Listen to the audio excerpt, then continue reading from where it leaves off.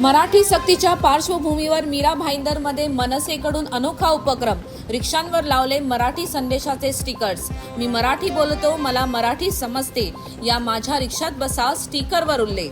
सोलापुरात ठाकरे गटातील अंतर्गत वाद चव्हाट्यावर. नव्याने निवड झालेल्या पदाधिकाऱ्यांकडून पत्रकार परिषद घेत माजी जिल्हा प्रमुख अजय दासरी यांची पक्षातून हकालपट्टी करण्याची मागणी. अहिल्यानगर भाजप महिला आघाडी भाजप युवा मोर्चाच्या वतीने दिल्ली गेट वेशी समोर काँग्रेस विरोधात घोषणाबाजी करत निदर्शने.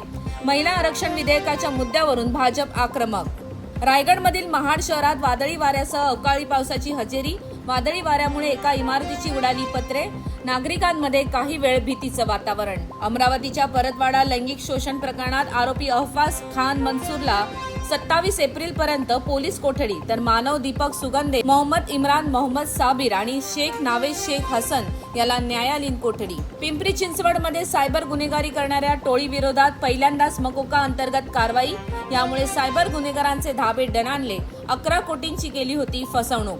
जळगावमधील नवीन बसस्थानकात शनी काढून देतो म्हणत भोंदूंची वृद्धाची सोन्याची अंगठी आणि रोकड केली लंपास. या प्रकरणी पोलिसांकडून 2 अज्ञात भोंदूंविरोधात गुन्हा दाखल.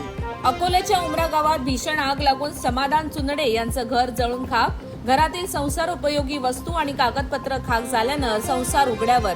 आगीचं नेमकं कारण अद्याप अस्पष्ट. परभणी शहरातल्या रमाबाई नगर येथे एका घराला लागली भीषण आग.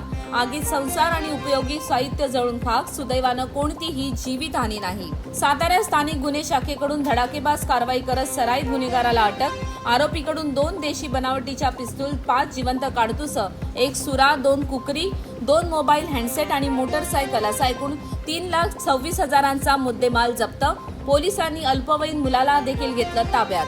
सोलापुरातील वालचंद कॉलेज परिसरात तडीपार गुंडाच्या दादागिरीमुळे नागरिक आणि विद्यार्थ्यांमध्ये भीतीचं वातावरण. मुद्दस्सर उर्फ म्याडी इनामदारने दहशत माजवल्याने त्याच्या मुसक्या आवळण्याची नागरिकांची मागणी.